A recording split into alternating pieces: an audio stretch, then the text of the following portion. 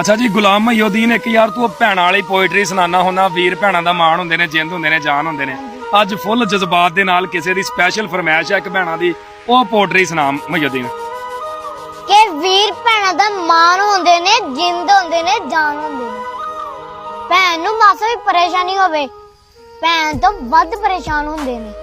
ਜਿਹੜੇ ਭੈਣ ਦੀ ਕਦਰ ਨਹੀਂ ਕਰਦੇ ਉਹ ਨਹੀਂ ਚੰਗੇ ਇਨਸਾਨ ਹੁੰਦੇ ਨੇ। ਭਰਾ ਭੈਣਾਂ ਨਾਲ ਜਦ ਬੋਲਦੇ ਨਹੀਂ, ਬਹਿ ਕੇ ਦੁੱਖ ਸੁੱਖ ਫੋਲਦੇ ਨਹੀਂ। ਹਾਏ ਹਾਏ, ਰੂਹ ਫਿਰ ਉਦੋਂ ਤੜਪਦੀ ਏ, ਬੜੀ ਪੀੜ ਕਾਲਜੇ ਰੜਕਦੀ ਏ। ਮਾਪਿਆਂ ਬਾਅਦ ਵੀਰਾਂ ਨੂੰ ਤੱਕਦੀਆਂ ਨੇ, ਫਿਰ ਰਾਸੀਆਂ ਤੇ ਰੱਖਦੀਆਂ ਹੱਕ ਨੇ। ਦੀ ਗੱਲ ਏ।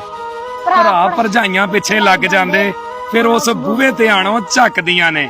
ਉਹ ਜਦੋਂ ਮਾਣ ਭੈਣਾਂ ਦਾ ਟੁੱਟ ਜਾਂਦਾ, ਉਹ ਵਸੀਮ ਜੀਣਾ ਤਾਂ ਕੀ ਮਰ ਨਾ ਸਕਦੀਆਂ ਨੇ, ਉਹ ਮਰ ਨਾ ਸਕਦੀਆਂ ਨੇ। ਤੇ ਇੱਕ ਕਮੈਂਟ ਮੇਰੇ ਭਤੀਜੇ ਲਈ ਜ਼ਰੂਰ ਕਰਕੇ ਜਾਣਾ।